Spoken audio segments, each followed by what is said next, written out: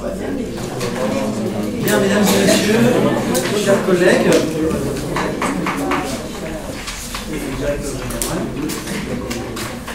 vous propose d'ouvrir cette séance du conseil municipal en vous demandant avec mention de bien vouloir accepter une modification sur une délibération et ensuite une seconde délibération.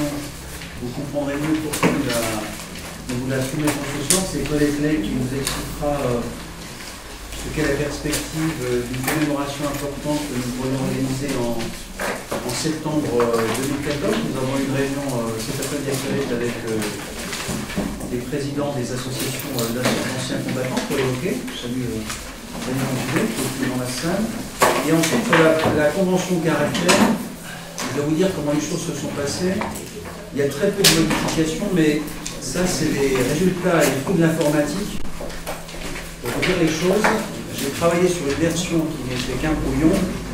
Et ensuite, quand j'ai vu la version finale, donc je n'ai qu'à m'en prendre qu'à moi-même, je l'ai reprise et j'en ai profité pour rajouter 2-3 codicilles. Mais à la lecture, pour ceux, donc merci pour ceux qui l'auront redécouvert, votre compréhension, voilà, j'ai rajouté 2-3 choses, mais sur le fond, elle n'est pas modifiée quant à la première version que vous avez reçue et que nous avons travaillé avec Joseph sur les contenus, sur le fond comme sur la forme. Voilà. Alors, lecture des pouvoirs. Un pouvoir de M. Antoine Franzy, qui est excusé, qui donne pouvoir à M. Vallot. De Mme Trouvé, qui donne pouvoir à M. Michel Gard. De M. Jean-François Chalot, qui donne le pouvoir à M. Jean-Louis Masson. De Mme Baudet, qui a choisi Pierre Carassus. Enfin, par ailleurs, M. Gasprin, qui donne pouvoir à M. Pagès. Et enfin, Mme Chevrier, qui donne pouvoir à Mme Corinne Magnifico. Voilà. Il m'appartient de vous proposer de désigner un ou une secrétaire de séance. Je vous propose Mme Françoise Vétens. La dernière fois, je l'avais oublié, alors je mets aux voix. Y a-t-il des voix contre cette proposition? Les abstentions, à l'unanimité, eh bien ce conseil municipal commence sous les meilleurs auspices.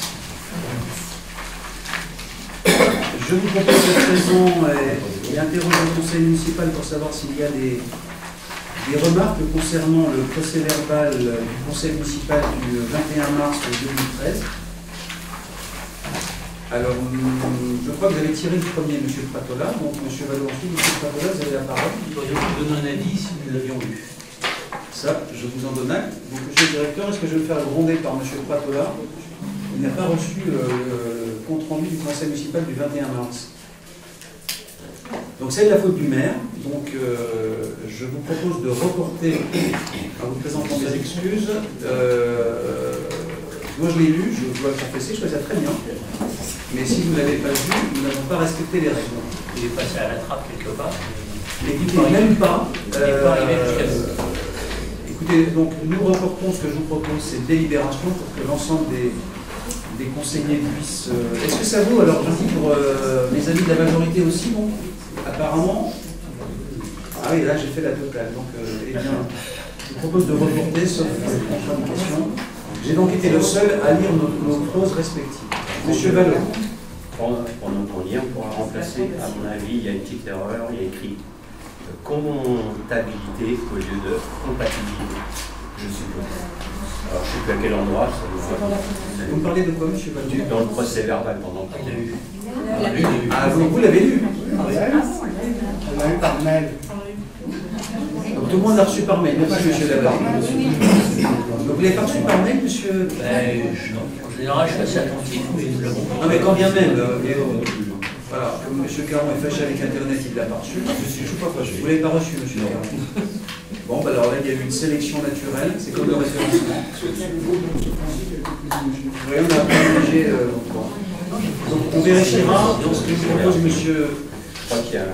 Monsieur Vallot, on réexaminera le point que vous avez soulevé sur peut-être une erreur de frappe à défaut de syntaxe sur comptabilité et compatibilité. C'est bien ça. D'accord. Ok. Donc nous reportons cette délibération et nous continuons l'ordre du jour avec pour M. Malmassari une présentation sur une décision modificative numéro 1 concernant le budget communal. Vous avez la parole, M. Malmassari. Merci, M. le maire. Donc, il s'agit de la première décision modificative du budget. C'est suite à la réception de l'état de modification des taux d'imposition. Je vais commencer par les recettes. En recettes, nous avons tout ça par rapport au budget de 2013. Donc, sur l'état 12,59, en 73,111, nous avons plus 102 288, auquel effectivement il faut enlever 36 923 sur la dotation globale de fonctionnement, vous voyez qu'elle est en baisse, et puis en fin de compte nous avons aussi baissé en population. Donc à cette année, il y a 1 161 473. Nous avons un négatif de 10 068 euros pour la compensation de la taxe professionnelle. On va arrêter le micro, en fait, excusez-moi, M. Malmassari, mais finalement ça perturbe l'enregistrement. Merci de votre signe. Donc je demande le silence à la salle pour que nous puissions écouter le ministre des Finances. Et nous avons moins 2 450 euros pour la compensation des exonérations de taxes foncières, c'est que l'État nous compense, et 1 130 euros sur la compensation de l'exonération de la taxe d'habitation, qui fait donc à retrancher moins 48 300 sur un solde de l'État de 102 288. Nous avons aussi en chapitre, nous avons 17 771, c'est une recette à remboursement capital d'essai, mais nous l'avons aussi en dépense. Ce qui fait un total de recettes de 71 748 euros par rapport au budget 2013 qu'on a voté. Donc en dépenses, nous avons en 011 23 881 euros, c'est la prestation EDF sur le chemin des Doubliers. En 012, nous avons 17 730 euros qui représentent donc le capital d'essai que nous avons eu en recette, qu'on a en dépenses. En 014, nous avons plus 2693, c'est une rectificative sur la loi SRU, vous savez, sur les logements sociaux, de 149 à 155 logements, ça fait un delta de 2693 euros. Sur le 65, nous avons 23 891 plus 10 991, donc c'est la créance éteinte de Châtelet Environnement, vous savez, c'était l'entreprise de terrassement qui nous versait pour comme ils détruisaient un petit peu notre voirie, ils nous versaient une petite rente annuelle, mais comme ils ont fait faillite, donc on a une créance pour notre rapport. Ce qui fait un total donc, de dépenses de 31 455. Donc si je fais le delta des recettes, 71 748, moins les dépenses, 31 455, nous avons un excédent de 40 293 qu'on a mis donc, en chapitre 022 sur les dépenses imprévues. Voilà pour la première. Merci M. Malmassari. Y a-t-il des questions concernant cette délibération? Il n'y en a pas, alors je mets au voie. Y a-t-il des voix contre? Des abstentions? Alors nous avons 5 abstentions, je vous remercie. Dans le prolongement, toujours pour M. Malmassari, sur l'affectation du résultat M14 du budget 2012, M. Malmassari. Oui, donc c'est une modification de l'affectation du résultat M14 du budget 2013 qu'on a voté. En fait c'était une omission. On n'a pas affecté le compte 1068. C'était le compte qui va combler le déficit de la section d'investissement. Donc d'un montant de 367 736,46 euros. Je rappelle que ce déficit concernait 290 578 sur les déficits propres de la section d'investissement et 77 158 qui était la différence sur les restes à réaliser en recettes et en dépenses. Donc on a rajouté 337 736,46 euros en affectation complémentaire. C'était un oubli par rapport au budget que nous avons voté en 2013. Y a-t-il des questions concernant cette délibération? Il n'y en a pas. Je les envoie. Y a-t-il des voix contre? Des abstentions? Il y a 5 abstentions. Adopté. Je vous remercie. Toujours pour M.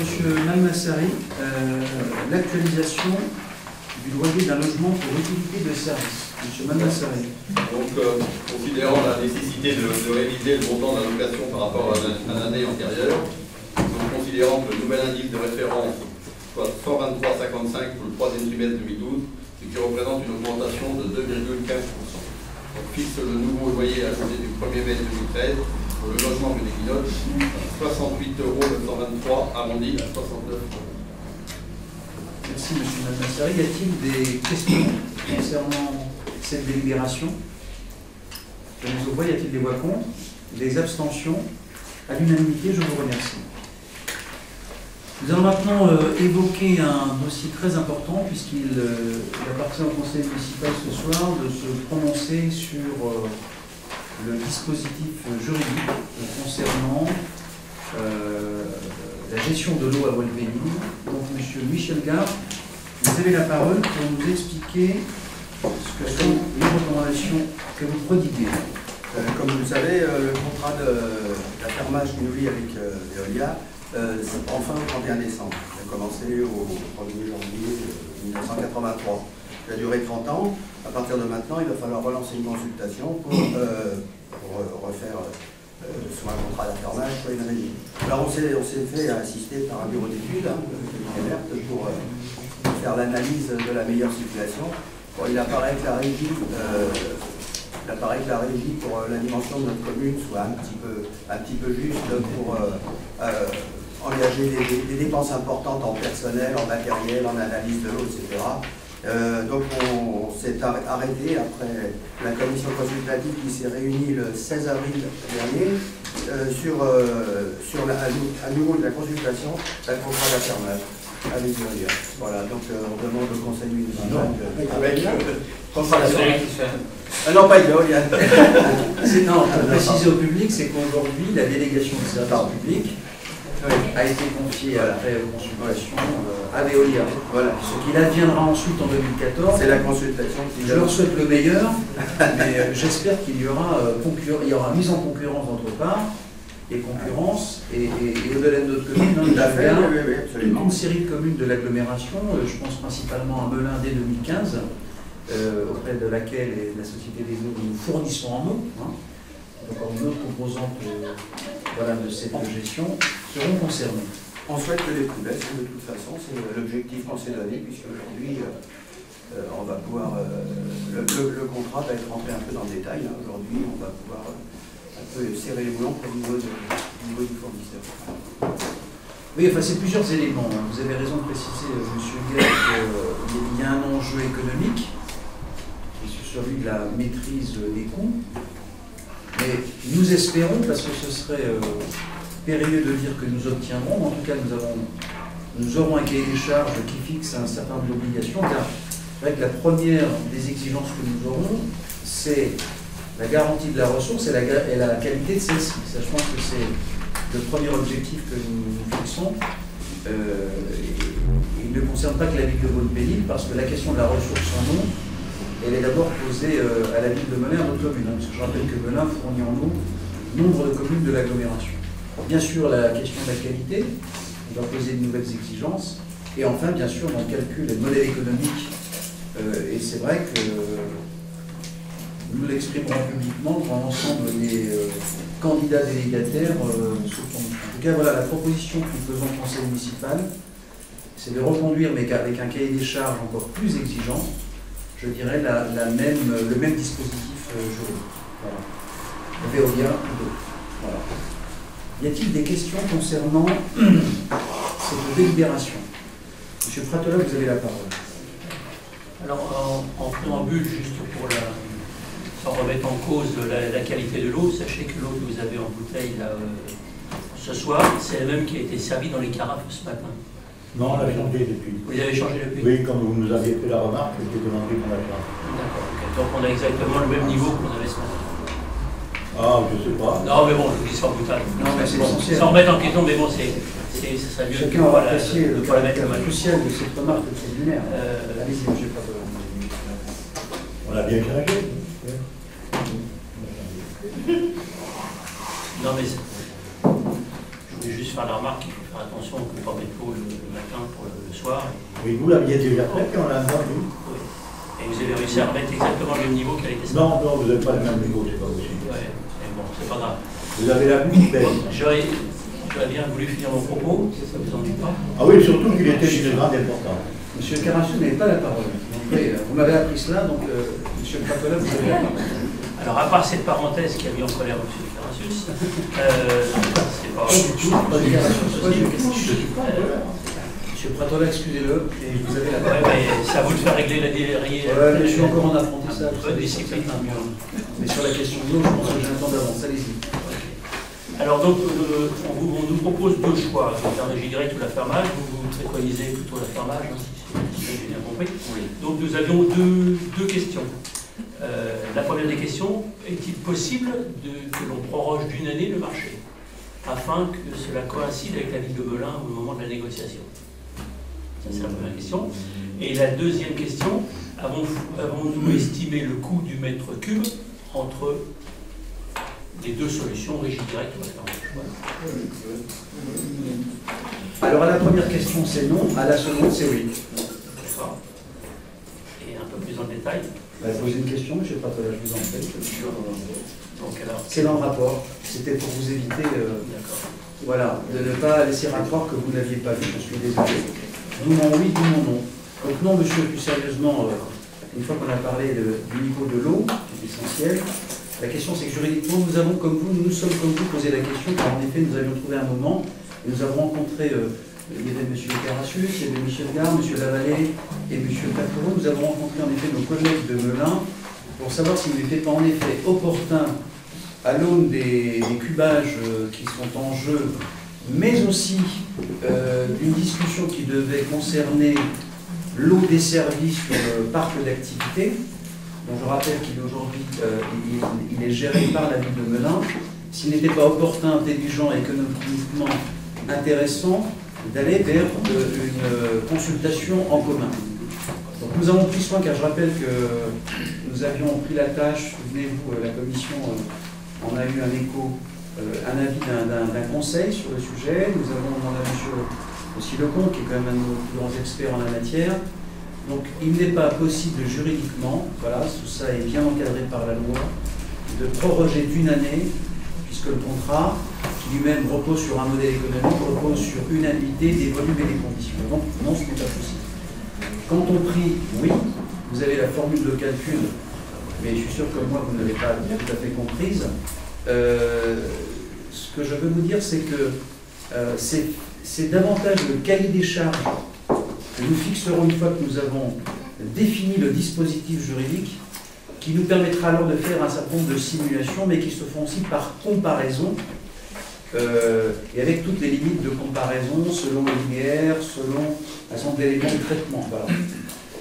Je pense notamment si par exemple un jour nous souhaitions récupérer en discussion intelligente avec la ville de Melun l'eau qui est desservie sur la zone industrielle pour obtenir un cubage supérieur, donc obtenir une négociation unitaire qui soit plus faible et qui impacte l'ensemble de la commune, ça supposerait quand même des investissements conséquents, c'est-à-dire pour circonscrire ce qui est aujourd'hui le flux de l'eau au-delà, c'est bien ça, du parc d'activité. Voilà, les deux questions que vous posiez, M. Pratola.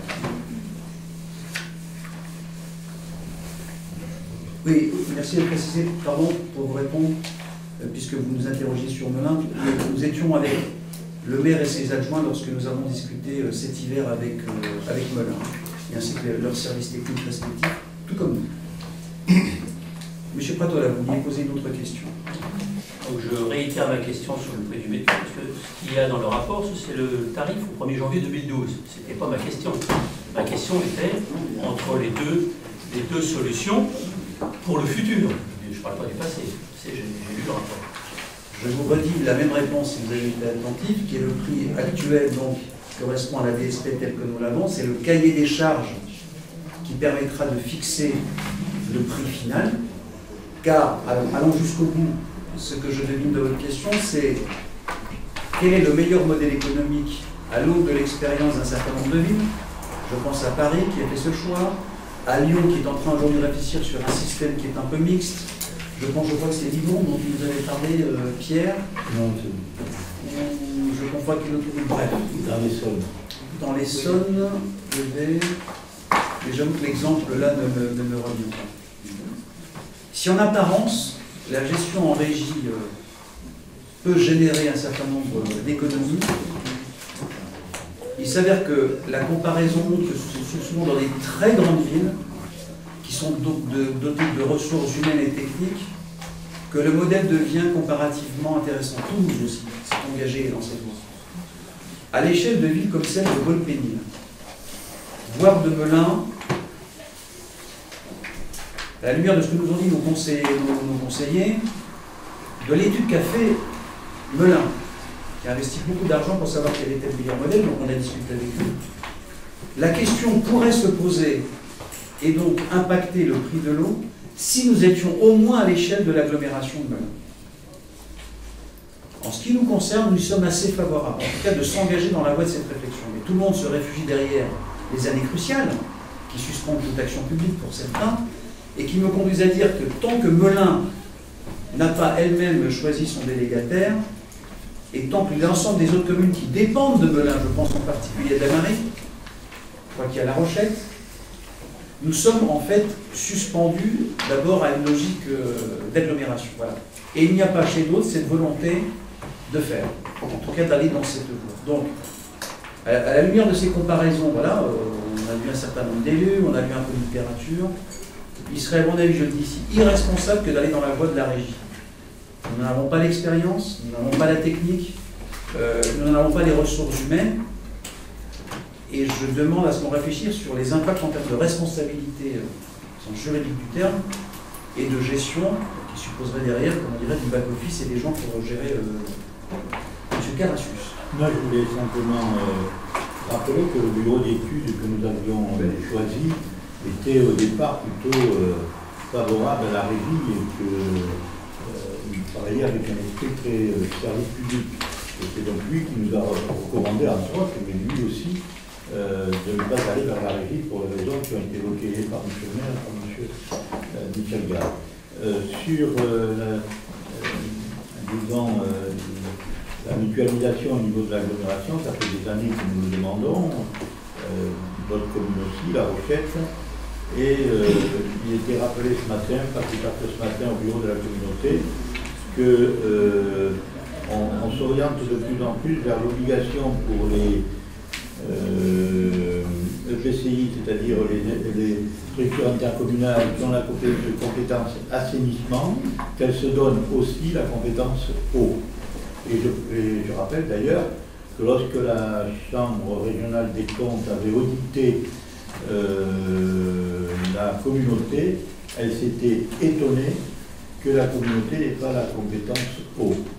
Et jusqu'à ce jour, ça nous a été refusé, mais je pense que tôt ou tard, on sera obligé, et c'est à mon avis une bonne chose, d'aller vers effectivement cette mutualisation et donc une plus grande transparence au niveau de la gestion de l'eau, dans la mesure où aujourd'hui la production, nous avons le regard que veut bien nous laisser avoir Melun sur cette gestion de la production de l'eau, puisque c'est eux qui produisent l'eau pour l'agglomération.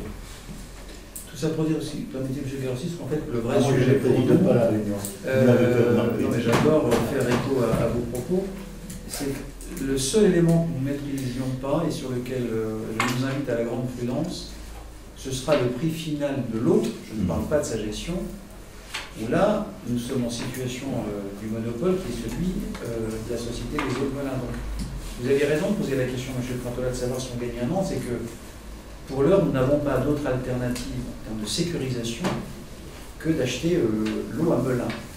C'est ça, à la fois l'avantage car il y a de la ressource, mais aussi la difficulté. Alors pour l'heure, nous avons trouvé un modèle intelligent parce que peut-être les pénivoxons ne le savent pas, mais nous payons encore moins cher le mètre cube à Volpénil qu'à Melun. C'est-à-dire que les Melinais payent plus cher que les pénivoxons. Je pense que c'est pas non plus complètement le fruit du hasard. Certains avaient su bien négocier en son temps, voilà. Mais la question de l'avenir, nous ne le savons pas, c'est pour ça que pour être plus sérieux sur la question des simulations sur le prix du mètre cube, la variable du prix d'achat est telle que ce serait aujourd'hui complètement irresponsable que d'annoncer un prix. Ce que nous pensons, c'est que, regarde, des gains de productivité, de l'amélioration de la gestion du réseau, nous pouvons agir sur les deux leviers et obtenir, je l'espère, une baisse du prix du mètre cube. Et je conclue en disant que ce à quoi nous ont sensibilisé les élus de Melun, et le maire en particulier, c'est qu'un certain nombre de, je dirais, de textes, enfin, de ce qu'on appelle, quand on est sur les directives transposition en droit positif en France, donc la loi, les directives qui se transposent, bref. Il va falloir peut-être qu'ils investissent pour avoir d'autres garanties en ressources en eau. Et ce qui pourrait arriver, c'est qu'on demande à la Société des eaux de Melun, un jour, de prélever de l'eau dans la Seine, donc de la traiter. Alors là, si c'est le cas, oui, le prix de l'eau va bouger et pas forcément dans le bon sens. On n'en est pas là. Le maire de Melun a évoqué cette hypothèse, alors qu'il y a une nappe phréatique qui est abondante, mais il y a énormément de pertes. Et donc, il y a toute une série d'investigations techniques, si j'ai bien compris, qui doivent conduire la Société des eaux à savoir comment elle peut mieux stocker s'il reste cette ressource naturelle. Voilà, c'est ça le vrai sujet qui est demandé. Voilà. Vous-même, quelle est votre position comme ça sur les dispositifs, M. Pratola? Vous avez plutôt une inclinaison plutôt qu'une autre? Non, pour le moment, au stade des études, comme vous l'avez dit vous-même, donc on attend. Mais là, vous allez vous prononcer quand même sur une délibération, qu'est-ce qu'on dit? Voilà. On va voir. Okay, quelle est votre position là-dessus? On n'explique pas particulièrement le vote avant, donc on vous l'expliquera après. Vous expliquerez donc après votre vote. C'est bien. Donc nous aurons une explication. Monsieur Manassaré. Oui, je veux dire, parce qu'il y a eu une conclusion de l'audit, il y a un rapport qui a été discuté. Moi je lis la conclusion de l'audit. La gestion régie ne permettrait pas de réduire le prix du cube, poids important de l'achat d'eau dans les charges d'exploitation. Est-ce que M. Patola, vous avez bien lu ce rapport, hein? Le rapport et les conclusions, vous les avez bien lu. D'accord. Juste m'en assurer. Bien. Est-ce qu'il y a d'autres questions concernant cette proposition et ce rapport présenté par M. Gard? Non. Alors je mets au voix, y a-t-il des voix contre? Y a-t-il des abstentions? À l'unanimité. Merci infiniment. Je reviens juste sur le rappel, c'est demander à M.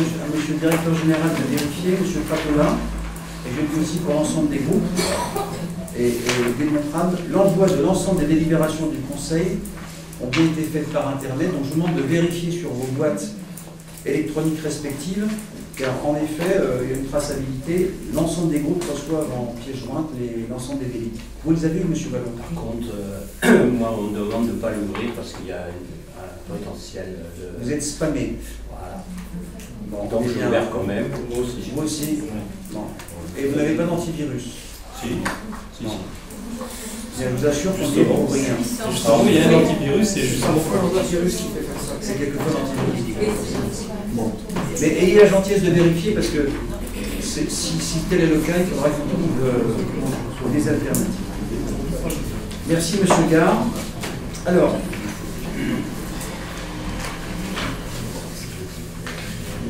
excusez-moi, je me perds dans mes papiers. Alors, il nous appartient, maintenant en cohérence et dans le prolongement de cette délibération qui a conduit le conseil municipal à se prononcer, s'il vous plaît, à se prononcer sur un dispositif juridique, il nous appartient maintenant de désigner les représentants de la commission d'ouverture des œuvres. Bon. Je dois faire une proposition à l'ensemble des conseils municipaux. Bon, la règle, c'est que chacun présente une liste et ensuite nous pouvons voter. Dans le cas d'espèce, à bulletin secret. La règle de la majorité, enfin la règle de la proportionnelle s'appliquant avec le plus fort reste, on peut présager du résultat. Donc si c'est votre souhait, il y a deux droits. Ce que je vous propose, c'est de nous inspirer de ce qui avait été fait par le passé. C'est de proposer à l'opposition d'avoir à la fois un représentant, je dis pardon, les oppositions, excusez-moi, d'avoir un représentant ainsi qu'un représentant parmi les suppléants. Voilà, donc si cette proposition vous agrée, si vous souhaitez une suspension de séance pour en discuter, sinon voilà, je vous propose que, pareil, la règle de proportionnalité entre le groupe Un Nouvel Élan et un représentant au sein de la commission qui serait présidé par M. Malmassari, qui compterait pour titulaire la proposition qui est faite pour la majorité municipale, M. Tafouro, M. Gard, enfin, M. Tafouro, M. Gard, M. Lavallée et Mme Alexandrine Trinidad-Prat, Donc voilà, si vous voulez bien entre m'en désigner un, est-ce que je proposerais au groupe, rappelez-moi le nom, je suis désolé, parce que j'ai peur de dire une bêtise. Vaux ensemble, excusez-moi, merci monsieur Vallot. Vaux ensemble d'avoir un suppléant, et parmi les suppléants, je vous propose madame Chevillet, madame Moreau, monsieur Herbillard et monsieur Masson.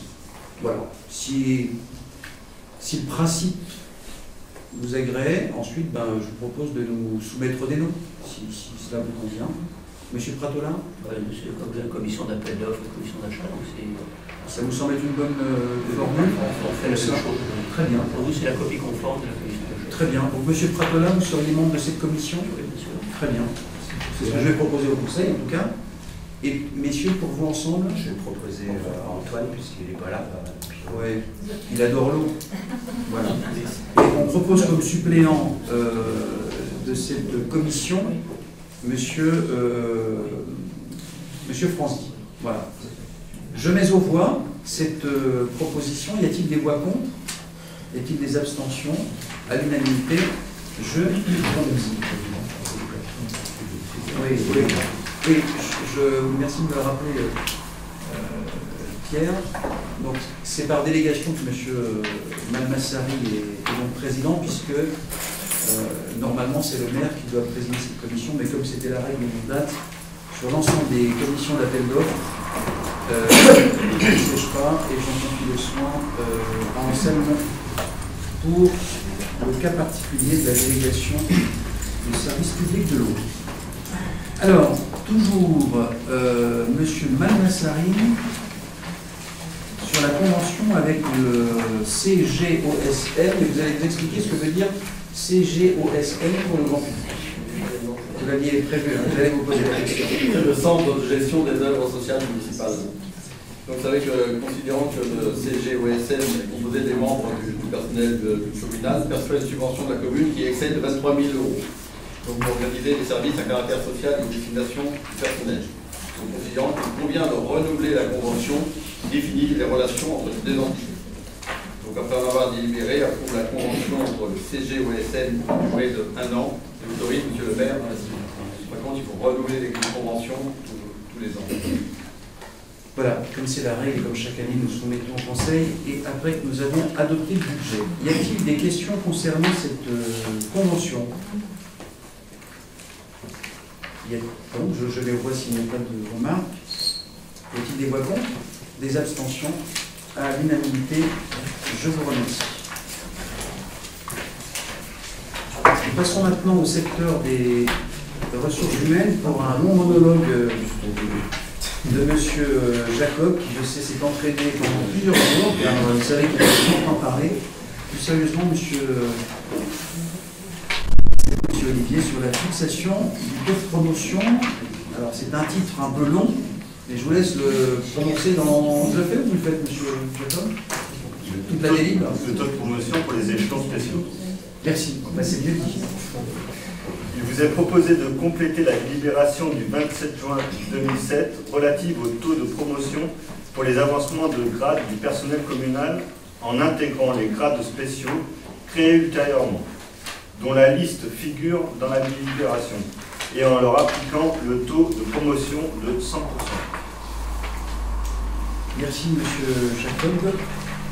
Il y a toujours des sujets très techniques, je vous admire, parce que quand je l'ai mis la première fois, je ne suis pas toujours certain de tout comprendre. Mais vous m'avez expliqué hier, ça c'est le début.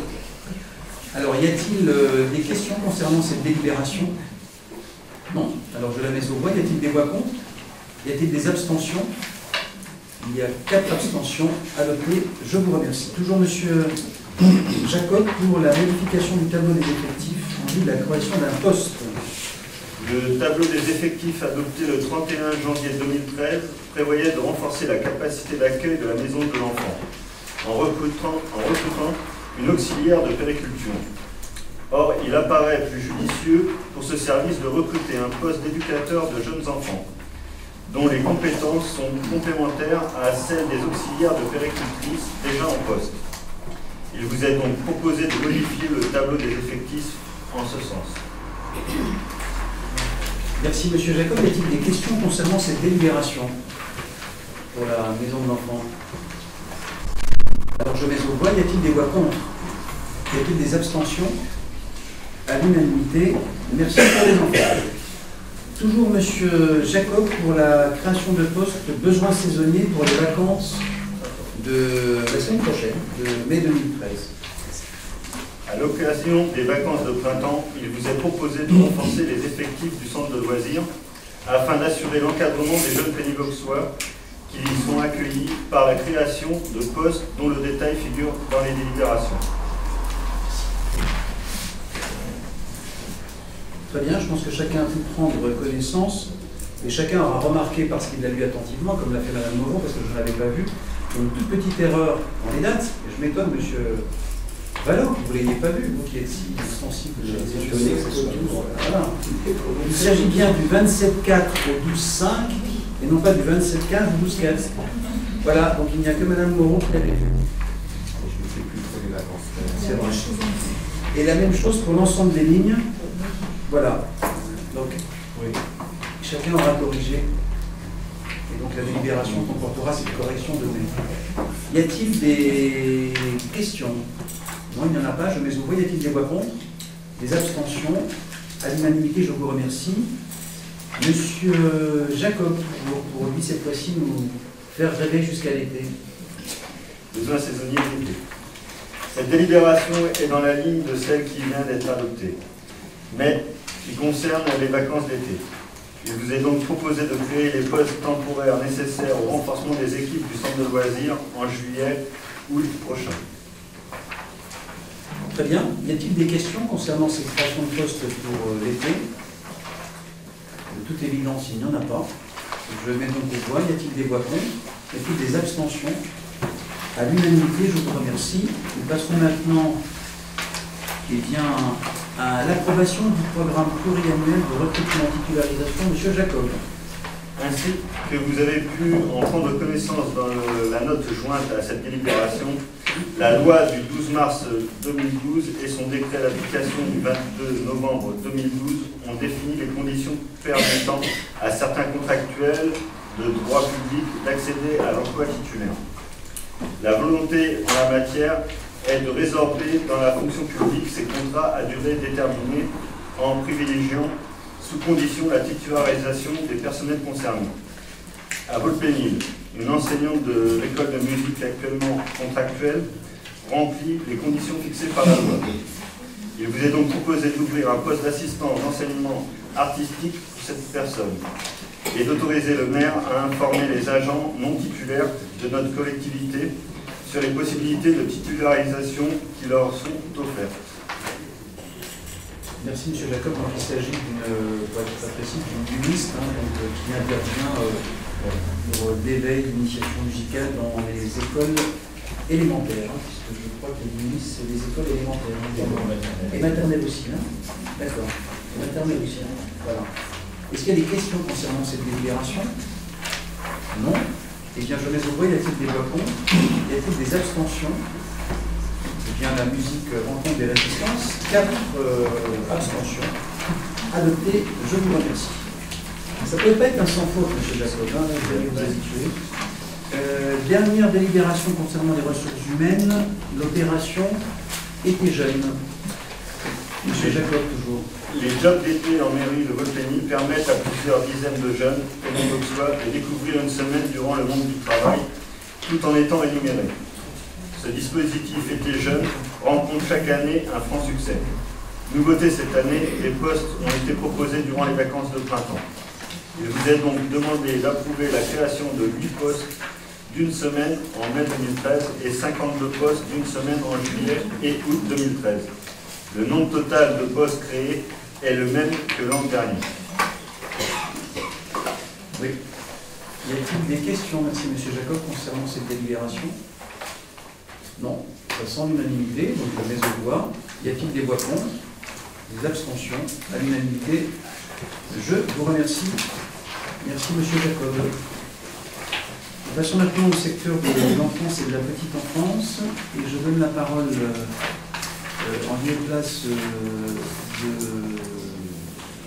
Madame Chevillier pour évoquer, excusez excusez-moi, la fixation des tarifs des classes découvertes. Pardon, M. Malmassari, vous allez bien rapporter? Oui, donc il s'agit de fixer les tarifs pour les classes de la découverte de l'école Gaston Dumont pour l'année scolaire 2012-2013 pour le CM1 CM2 et une classe de CM1 CM2 et une classe de CM2. Donc vous avez le tarif avec le quotient familial et le tarif appliqué au fait. Il s'agit de l'ordre du jour. Y a-t-il des questions concernant donc les classes de découverte? Non. Alors je mets au voie. Y a-t-il des voix contre? Des abstentions? À l'unanimité, je vous remercie. Merci M. Malmassari.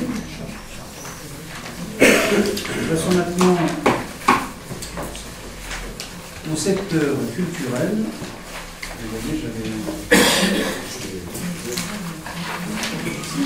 et je donne la parole à Madame Guyard, parce que c'est peut-être attendu de longue date, sur l'examen de la convention compagnie caractère et en renouvelant les excuses d'avoir soumis aux élus une convention légèrement modifiée par rapport à la version, mais ils y retrouveront leur petit commandement. Madame Guyard, vous avez la parole. Je vous rappelle juste le projet culturel de Volpénil qui s'articule autour de 4 axes, qui sont la démocratisation de l'accès à la culture, l'éducation artistique, le soutien à la création et la diffusion de spectacles dans un souci de diversité et de multidisciplinarité et de découverte. Nous avons rencontré la compagnie Caractère dirigée par Gérard Garouti, qui, par son identité articulée autour de 3 enjeux, proposer un théâtre en prise avec le monde, promouvoir un théâtre qui passe les frontières, porter un théâtre de texte et de langue, il correspond et donc pourra participer à la mise en œuvre de notre projet culturel. Donc il s'agit de proposer une convention entre la commune de Volpénil, représentée par M. Pierre Hérault, le maire, et l'association Compagnie Caractère, présidée par Gérard Garouti. Cette convention a pour objet de déterminer les engagements respectifs des parties concernant la résidence théâtrale à Volpénil, de créer les conditions de réalisation d'une véritable fabrique artistique au sein de la ferme des Jeux, de concrétiser la notion de soutien à la création, de conforter l'offre d'un espace de diffusion, d'impliquer la compagnie directement dans l'action culturelle de la commune, de renforcer et élargir l'offre de présence artistique dans la ville et de conquérir de nouveaux publics. La compagnie s'engage à la création et à la diffusion. Bien sûr, c'est des projets qui sont conditionnés à l'engagement financier d'autres partenaires que Volpénil. Cette compagnie répétera et créera en avant-première à la ferme des Jeux une majorité de ses spectacles. Elle diffusera ses créations sur l'ensemble du territoire national, même européen, en mettant particulièrement en valeur le soutien de la municipalité de Volpénil. La compagnie mènera de nombreuses actions culturelles et artistiques sur le territoire de Volpénil et plus largement dans le sud de Seine-et-Marne, avec un soin particulier qui sera donné à la réalisation d'actions de longue durée. L'axe intergénérationnel sera particulièrement privilégié en accord avec le projet culturel de la municipalité de Vaux. La compagnie participera aussi à la création d'une école d'art dramatique à Volpénil, ceci dès la rentrée 2013, avec de premiers parcours artistiques qui seront proposés. La compagnie apportera sa contribution à la mise en œuvre à la réforme des rythmes scolaires à compter de septembre 2014. Bien sûr, il y a aussi des obligations comptables, administratives et fiscales, avec un bilan d'activité, un bilan comptable, un compte de résultats et une annexe du dernier exercice connu certifié conforme par un expert comptable. Un compte rendu détaillé de l'utilisation de la subvention, un projet d'activité et un budget prévisionnel de l'année à venir.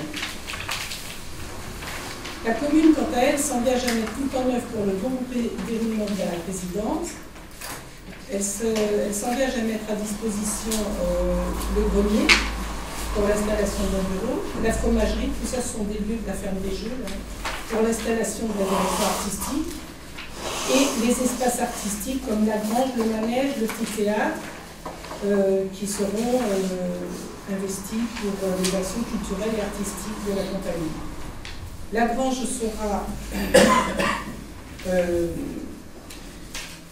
engagée traitée pour des périodes de répétition longue, mais déterminée en amont pour chaque saison culturelle, en respectant la programmation du cinéma et des spectacles vivants. La durée de la convention, cette convention prendra effet à compter de la signature et s'arrêtera au 31 décembre 2015. Pour le financement, la participation financière de la ville sera de 20 000 € par an. Un comité de pilotage se rencontrera chaque année pour examiner les activités de l'année écoulée et aborder les projets pour la saison suivante. Donc ce soir, on va voter pour, d'une part, approuver cette convention et autoriser le maire à la signer. Mais je vais poser des questions. Merci beaucoup, Madame Bouillard. Y a-t-il des questions, des remarques concernant la convention? Madame Bouillard, je vous en prie. Une petite précision concernant la promotion du théâtre qui passe les frontières. Pourquoi la France et l'Angleterre? Parce qu'ils ont déjà un projet en Angleterre. Parce que ils vont produire. Oui, mais justement, je ne connais pas la. Alors, il faut que vous sachiez, je pose la question. Il y a des éléments qui sont intimement liés à l'histoire et à la personnalité de Gérald Garouti, qui est un ancien diplômé de Cambridge. Vous avez certainement vu dans le CV.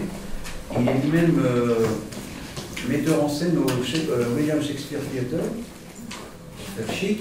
Et surtout, c'est qu'à l'heure où nous parlons, il est en discussion sur la mise en scène en anglais, ce qui serait presque une première européenne, d'un Cyrano de Bergerac. Je ne peux pas révéler aujourd'hui l'acteur qui est peut-être pressenti, mais l'idée étant que voilà, pour Volpémine aussi, enfin, cette compagnie puisse un peu essaimer, mais c'est d'abord madame, parce qu'il a un lien, parce qu'il est bilingue et qu'il réalise, enfin, il met en scène en français comme en anglais. L'idée étant dans cette convention, c'est que cette pièce a vocation à être jouée ensuite en France, et vous savez, c'est comme dans le registre de l'opéra.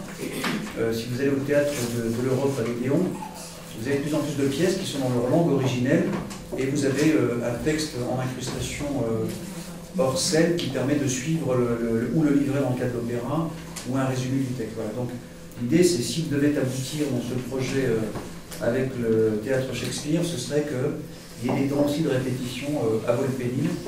Et je trouve que ce serait pas mal aussi que nous puissions partager ces moments, car l'idée quand même de ces créations, c'est qu'elles s'ouvrent au public, voilà, et qu'on voit ce qu'elles travaillent de mise en scène. C'est pas de Bardieu, non, mais si c'est de Bardieu, on fera aussi avec. Il est critiquable à certains égards, mais nul ne peut contester que c'est comme un monstre de comédien. Voilà. Comment? Le franc russe, oui. Y a-t-il d'autres questions concernant la convention? Bien. Bah, écoutez, je laisse vous voir. Merci, madame, d'exhaustive et précise. Y a-t-il des voix contre cette convention? Y a-t-il des abstentions? Il y a 4 abstentions non motivées. Eh bien, c'est adopté. Je vous remercie. Alors, nous passons maintenant à la convention sur le Fonds de solidarité et logement. Madame Moreau, vous avez la parole. Bien. Donc cette convention, c'est pas quelque chose de nouveau, puisque nous sommes dans l'obligation de la repasser tous les ans, de passer une délibération donc pour signature avec le Conseil général. Alors, le département donc, a pleine compétence pour le Fonds de solidarité au logement depuis le 1er janvier 2005. Alors, un petit rappel de ce qu'est le Fonds de solidarité au logement. Il intervient auprès des ménages en difficulté sous la forme d'aide financière individuelle pour l'accès ou le maintien dans le logement à travers un dépôt de garantie, le paiement du premier loyer, les frais d'installation, et également il garantit les impayés de loyer et les aides de loyer, c'est les impayés de loyer, en fait, c'est la même chose. Aussi bien dans le parc privé que dans le parc public. Il intervient également pour le paiement des factures qui sont liées aux consommations de fluides et d'énergie, que l'occupant soit locataire ou propriétaire.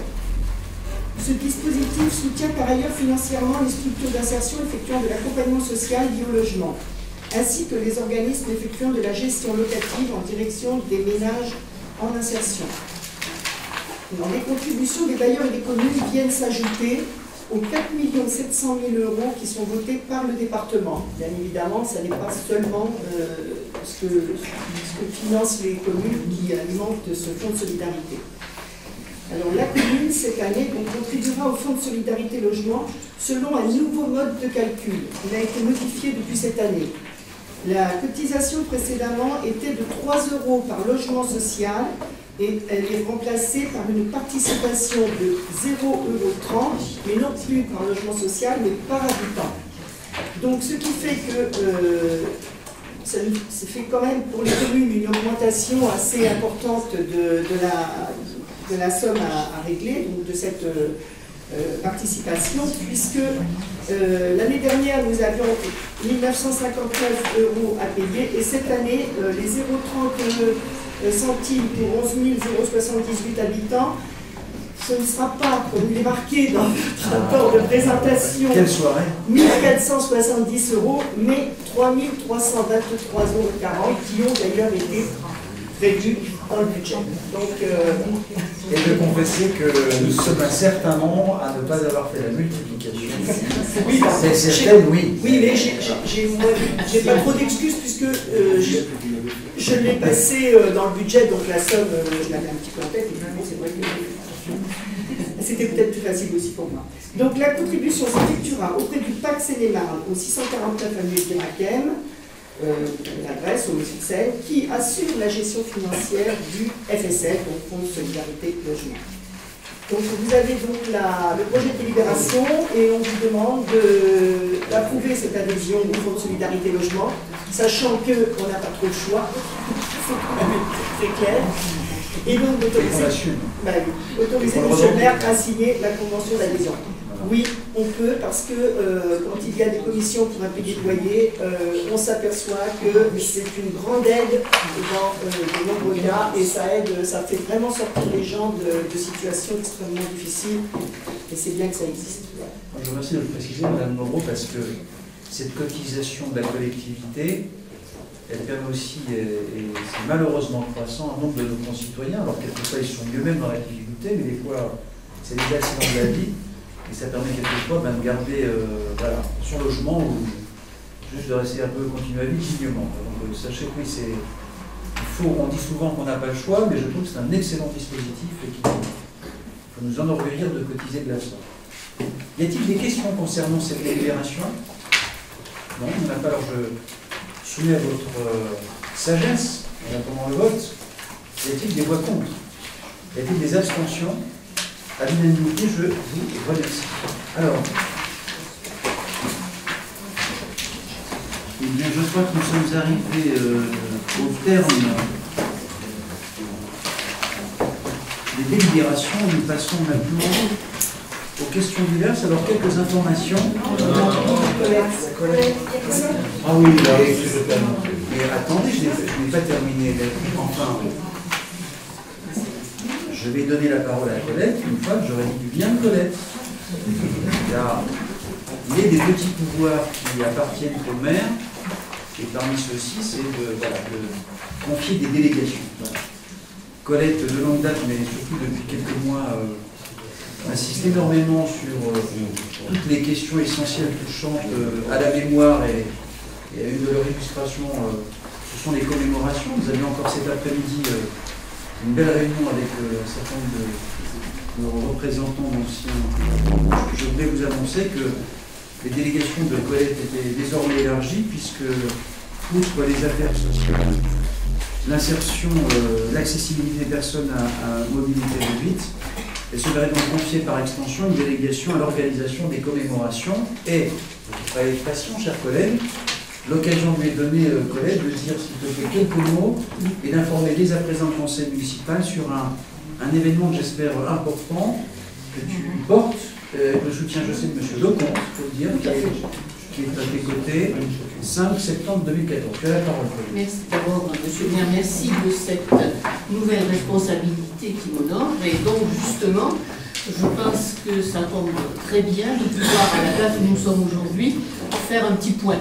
Alors, vous allez peut-être être surpris qu'au mois d'avril 2013, nous envisagions déjà l'organisation de la commémoration pour 2014. C'est plus observant. C'est tout simplement parce que nous avons une obligation qui nous a été donnée par l'information de Béni Bourgeois, à savoir qu'il existe une commission départementale, ça fait une surprise, ça a toujours existé dans ce type de situation. Elle est présidée par Madame la préfète, et cette commission procédera à la labellisation des différents projets soumis par les communes, de manière à leur donner le retentissement qu'elles peuvent avoir, bien sûr. Donc, contrainte de date, notre projet est à rendre pour le 15 mai. Vous voyez, c'est tout de suite. C'est pas demain, c'est tout de suite.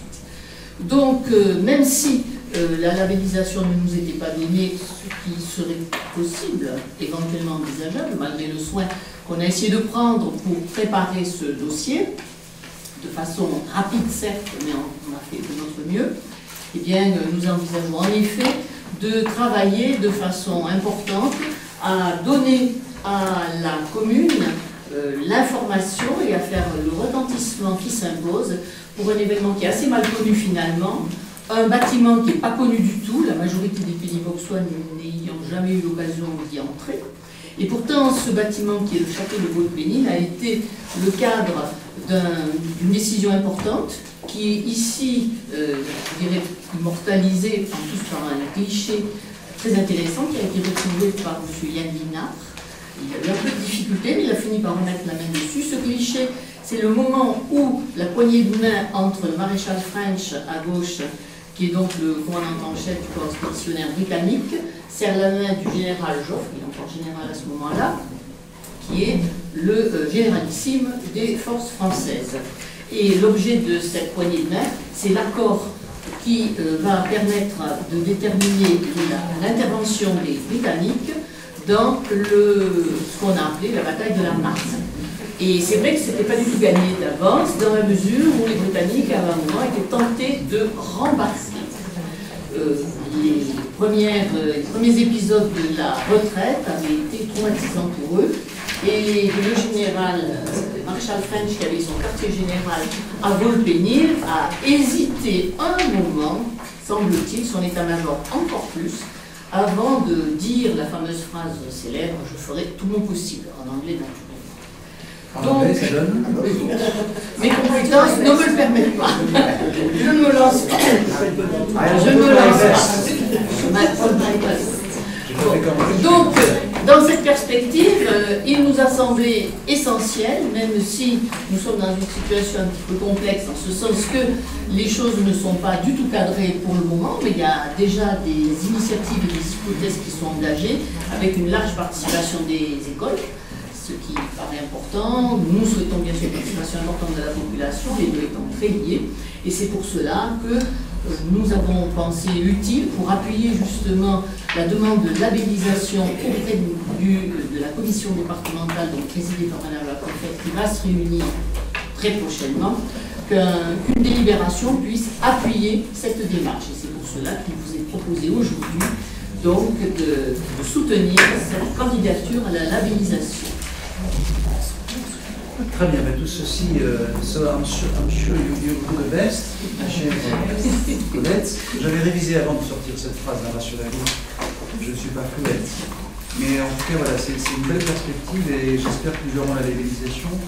Et je profite de l'occasion pour remercier le propriétaire du château, voilà, qui marquait son intérêt, qui ouvrira les portes pour Béni Bourgeois. Voilà, il y a un magnifique parc, le château est de plus en plus investi, le sens propre configuré, voilà, il est restauré régulièrement. Y a-t-il des questions parmi les conseillers municipaux concernant ce projet ou cette initiative? Non. Il n'y a pas lieu de voter, donc merci. Je voudrais simplement, M. le maire, apporter un élément complémentaire qui n'est pas tout à fait le même, bien évidemment, et qui fait suite à la réunion à laquelle vous avez fait allusion tout à l'heure. Il est évident aussi que nous sommes très sensibles, même si nous n'avons pas encore avancé beaucoup dans cette direction de façon très précise, à un site qui pourrait être consacré à la paix. Et cette démarche nous apparaît de toute une première importance, parce qu'elle nous permettrait aussi de favoriser la réintégration dans la mémoire générale de ce qu'on appelle familièrement les fusils pour l'exemple. Voilà. Donc, nous reviendrons dans le conseil municipal pour formuler des propositions et je pense ne pas trahir, puisque là Montreux est là, plutôt l'accueil très favorable des présidents de l'association d'anciens combattants. Voilà. C'est tout à leur honneur d'avoir déjà accueilli favorablement. Voilà. Ils ont été plusieurs centaines en France. C'était quel discours de Lionel Jospin et après ça a été... C'était en 97, c'était lors de la commémoration de la table du chemin des dames, voilà. C'était le 16 avril. Voilà. Et ensuite, l'ancien président de la République aussi, Nicolas Sarkozy, qui sur ce terrain aussi s'était exprimé, appelant la nation à, voilà, à faire ce devoir de mémoire pour ceux qui sont tombés et pour leurs familles. Voilà. Donc, comme c'était une soirée un peu chaotique sur le plan juridique, on doit voter. Donc, contrairement à ce que j'avais dit, je mets aux voix, y a-t-il des voix contre? Vous êtes concertés, je vous remercie. Y a-t-il des abstentions? À l'unanimité, je vous remercie. Enfin, toujours au titre des questions diverses, je voulais informer et je remercie de m'avoir adressé un mail qui est lui bien arrivé. La décision donc, de notre collègue Marc Dumont donc, de rejoindre le groupe municipal Vaud Ensemble, parce que j'avais oublié son nom, en date du 10 avril, voilà, pour dire le message qu'elle a l'amabilité de m'adresser M. Dumont, et je croyais de mon devoir d'en informer l'ensemble du conseil municipal. Voilà. Et exceptionnellement, il n'y a pas de remerciement. Voilà, je m'en satisferai. Y a-t-il des questions diverses au sein du conseil municipal? Il n'y en a pas.